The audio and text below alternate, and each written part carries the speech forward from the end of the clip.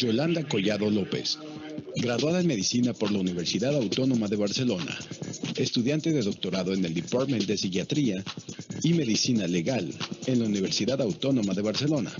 Su línea de investigación, trastornos alimentarios e hiperlaxitud articular. Dentro de sus publicaciones podemos mencionar Clinical Case Report, Ehlers-Danlos and Eating Disorders, publicado en el Ehlers-Danlos Society Echo.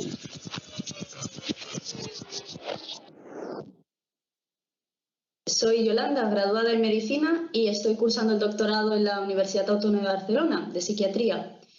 Bien, primero de todo voy a agradecer la oportunidad de estar hoy aquí a los coordinadores del segundo Foro Internacional de Salud Alimentaria, porque me da la oportunidad de compartir con vosotros unos breves minutitos sobre la laxitud articular y el trastorno de alimentación de Arfield. De hecho, un tema muy novedoso que espero que os guste tanto como me gusta a mí. Bien, os voy a explicar cómo he repartido, he puesto las diapositivas, ¿vale? Lo primero de todo os hablaré sobre la laxitud articular y os explicaré las características que la definen. Y os hablaré también de la relación de la laxitud articular con otras psicopatologías. Bien, os hablaré un poquito también de la literatura científica que hay sobre ello, para luego conectar directamente con el trastorno de alimentación de Arfield, ¿vale? Además, también os expondré algunas pequeñas pinceladas sobre el estudio que hemos realizado desde el departamento, precisamente de esta relación entre la laxitud y el trastorno de alimentación de Arfield, ¿vale?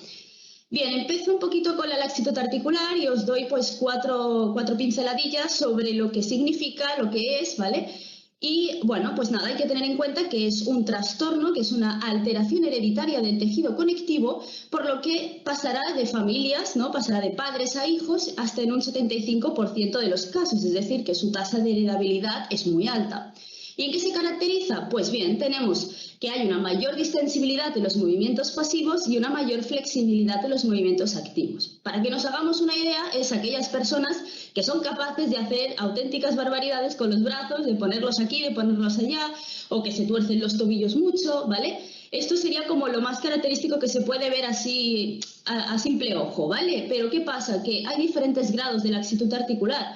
El más leve, que tendría estos detallitos, y puede haber hasta casos más graves en los que los pacientes con, por ejemplo, el grado más grave de laxitud, que es el Ehlers-Danlos, pueden llegar a tener hasta problemas viscerales, ¿vale? Es decir, prolapsos viscerales. ¿Por qué? Porque el tejido conectivo no solamente forma parte de las articulaciones y de los músculos, sino que también forma parte de muchos de nuestros órganos, y eso hace que también en los casos más graves pueda llegar a haber trastornos y problemas de prolapsos viscerales. Muy frecuente también es que presenten hematomas y cicatrices que perduran mucho más de lo que deberían de perdurar en condiciones normales.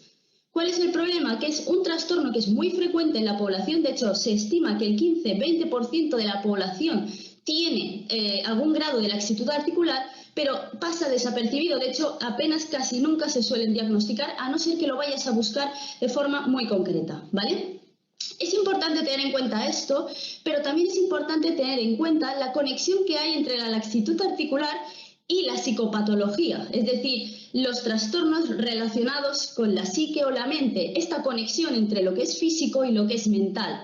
De ello nos habla muy bien el doctor Bulbena, eminencia en psiquiatría, que fue el primero que se dio cuenta que había esta conexión, ¿vale? ¿Y cómo se dio cuenta? Pues bien, el doctor Bulbena en sus diagnósticos, en muchos de los diagnósticos que hacía de ansiedad, se dio cuenta que en paralelo también existía este diagnóstico de la laxitud articular en muchos de sus pacientes, y empezó a estudiar y a profundizar, y de hecho generalmente nos definió, como os voy a mostrar en la siguiente diapositiva, lo que se conoce como el fenotipo neuroconectivo. El fenotipo neuroconectivo yo lo veo más bien como el pegamento que nos une. Muchas cosas que parecían dispersas nos las une todas. Y el punto, el nexo en común, es la hiperlaxitud articular. ¿Qué quiero decir con esto? Que la laxitud articular se ha visto que en muchos de estos pacientes además se presentan otras muchas características que no son más bien físicas, sino que son más bien mentales.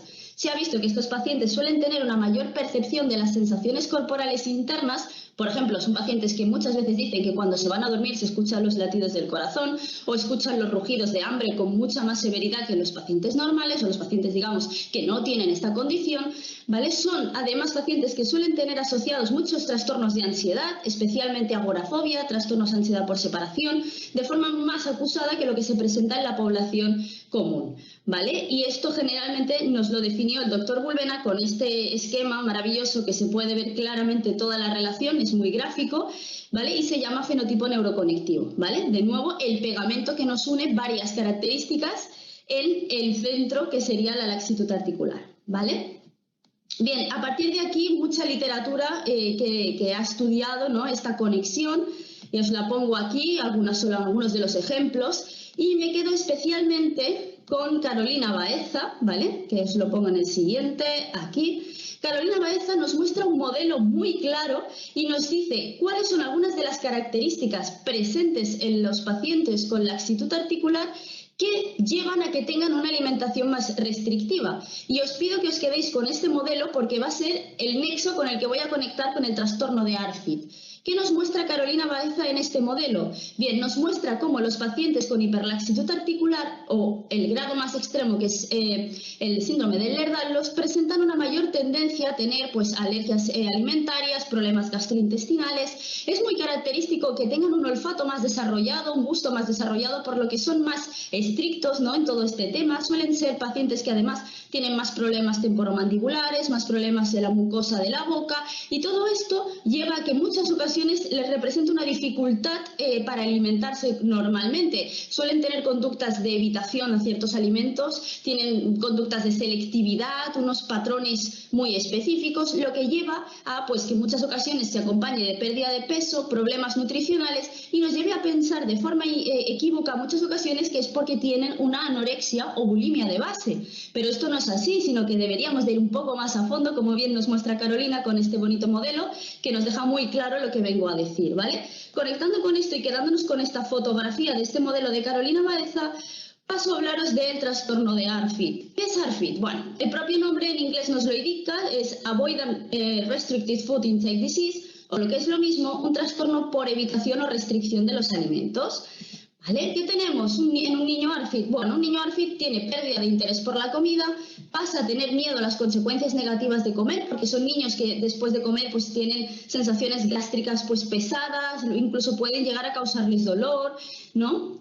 Y esto hace que obviamente acaben teniendo una alimentación selectiva o restrictiva, es decir, que eviten ciertos tipos de alimento, lo que llama más la atención a los padres y les preocupa, ¿no? Como es obvio. ¿Qué pasa? Bueno, pues los síntomas principales es que tienen una ingesta reducida, frecuentes quejas de molestias corporales, falta de apetito, y todo esto, claro, lleva a que tengan pues o que puedan desarrollar problemas nutricionales. De hecho, mucho antes de que se aprobara en el DSM-5 el diagnóstico de ARFID per se, muchos de estos niños habían sido como mal clasificados como pacientes con anorexia y bulimia. Así que muchos de los pacientes con ARFID no son propiamente diagnosticados como tal y, por tanto, todavía es un trastorno de muy reciente aparición y muchos de ellos mal clasificados, ¿vale? Aquí os dejo expuestos los criterios diagnósticos del DSM-5 para el trastorno de ARFID y nos hemos de quedar principalmente con la idea de que no es ni anorexia ni es bulimia, porque estos niños no tienen alterada su percepción corporal, no tienen un problema con su peso, tienen un problema de selección alimentaria porque tienen consecuencias negativas al comer. De hecho, en el estudio que os voy a dar ahora 4 pinceladas, lo que era muy característico de estos niños es que se quejaban de la sensación desagradable de ciertas texturas, del olor que les resultaba vomitivo, que no podían porque luego les cogía dolor de barriga. Bien, y eran las quejas más frecuentes, no era que tuvieran una alteración, alterada de una percepción alterada de su cuerpo ni de su morfología, sino que más bien era con el alimento y las sensaciones desagradables asociadas a esto. Bien. Aquí, bueno, os pongo el diseño de nuestro estudio. Era un caso control en el que cogimos a 23 niños diagnosticados de trastorno de ARFID en el Hospital Sant Joan de Déu de Barcelona, la unidad de trastornos alimentarios de niños. Cogimos al total de 23 diagnosticados que había de ARFID, en total de 11 niñas y 12 niños, y los comparamos con controles, con 23 controles que cogimos del Hospital de Nens de Barcelona, con características similares, en este caso 12 niñas y 11 niños.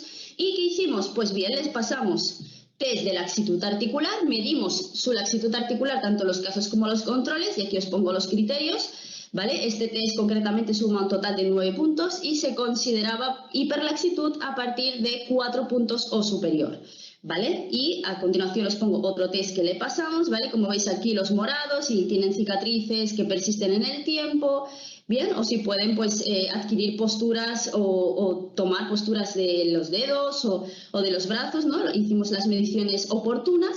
Y finalmente le pasamos el test de Somatosensory Amplification Scale, que esto lo que viene a medir es estas percepciones intensificadas que tienen estos pacientes. Esa es una escala autoaplicada en la que el niño tenía que valorarnos con no, nada o muchísimo, del 1 al 5, si tenía o no tenía estas sensaciones o percepciones. De aquí sacamos las conclusiones y los resultados que os expongo muy brevemente, y es que existe una fuerte asociación entre ARFID e hiperlaxitud articular, que los niños de ARFID obtuvieron puntuaciones más elevadas en el test de percepción somatosensorial comparado con los controles, ¿vale? Son niños que percibían, digamos, con mayor intensidad todo lo que es tanto las sensaciones corporales internas como externas, eran muy sensibles a los ruidos, a la polución, a todo era como intensificado, ¿no? La picada de un mosquito para ellos era muchísimo dolor, ¿no? Es todo más intensificado. Y obviamente esto nos abre nuevos horizontes terapéuticos, no solamente porque para tratar la condición física, sino para tratar tanto la condición física como la unión a la mental. Y que tengamos en cuenta esto puede hacer que la medicina del futuro sea más individualizada y personificada. Con esto os doy las gracias por haber estado atentos a estos breves 10 minutitos, ¿no? Es una pincelada rápida sobre lo que es el trastorno de ARFID, sobre su posible relación con la laxitud articular, y espero que nada os haya gustado mucho y os mando un saludo.